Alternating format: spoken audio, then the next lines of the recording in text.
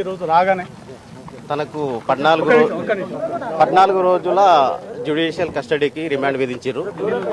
Magistrate గారు ఆమె తరపున వాదించమని 14 రోజులు రిమాండ్ కస్టడీ. మెజిస్ట్రేట్ గారు ఆమె తరపున ఎవరు లేరు అంటే వాదించమని కోర్టు తరపున లీగల్ ఎయిడ్ కౌన్సిల్ గా నన్ను అపాయింట్ చేయడం జరిగింది.